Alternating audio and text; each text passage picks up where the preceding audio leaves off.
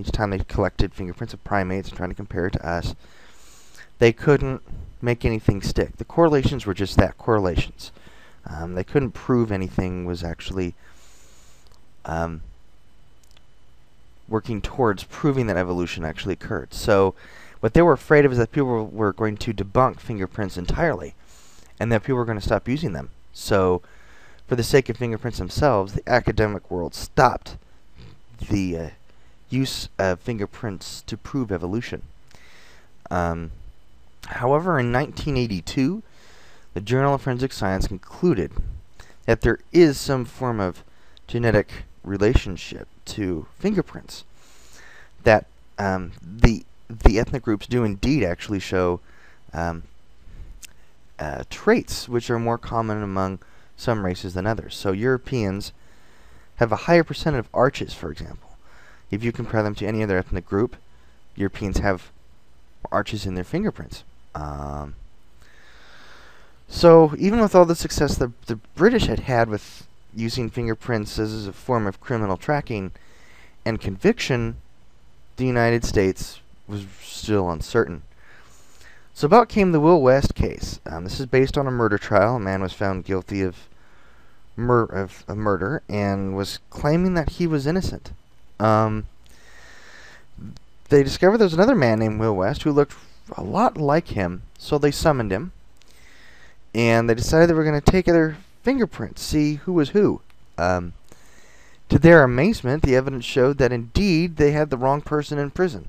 So at that point, they were set on using fingerprints, and fingerprints was the way they were going to prove criminal cases and evidence from this day forward. Despite all the excitement this case supposedly caused, it was also not even real. The case had been fabricated.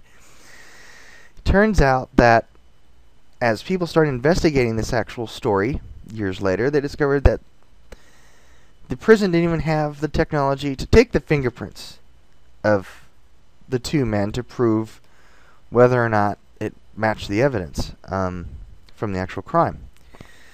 The names also turned out to be false. The so-called other man, his actual name was Jonathan West. However, the goal of the story had been made. People were really confident now in fingerprinting, and that kind of started to circle around, we'll say, the modern world at that time.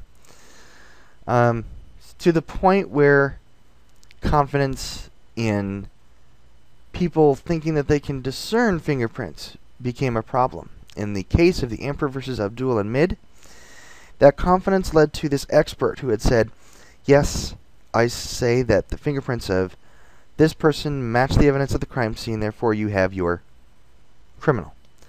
And the jury, however, looked over the fingerprint information, and they determined that they couldn't tell the difference between the two, so they acquitted it. So they acquitted the suspect. Upon the appeals, the judges concurred. They also stated, well, we can't determine the difference. Why should we throw a man in? Why should we execute a man if we can't really say that the fingerprints prove that he was the killer? So this led to a real need for classification and experts in the field of fingerprints. So Inspector Charles Carlin of the Scotland Yard created a match point system on the loops, arches, and whorls. The minute points of the fingerprints really are some forms of indentation or waviness that may be found in the arches of the loops. And he basically said that he created a 10-point system, that if you could find 10 points on a finger that had some minute changes or alterations on it compared to, let's say, a perfect arch or loop, that we could say that fingerprint matched that person. You can have as much as 16 matches, but he decided that 10 was enough to say, yes, this set of fingerprints matches this set of fingerprints, so you can say with a high level of confidence that that is your murderer, for example. So it started to happen as there was an argument over who should be those experts in fingerprinting. And even though science had lost out on evolution, thought, hey, we don't know where else we can take these fingerprints, so we want to do all the work on fingerprinting and prove that it's that it has some sort of other scientific significance. However, the justice system basically said we have a great way of identification of people, and we really don't want you making the same mistake twice.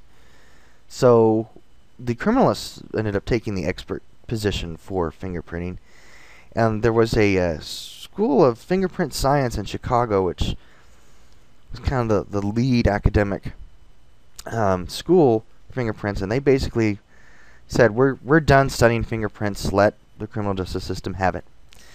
So from this point, we're going to go on to Section 3, which is the legal implications. The legal implications and current laws on it, and the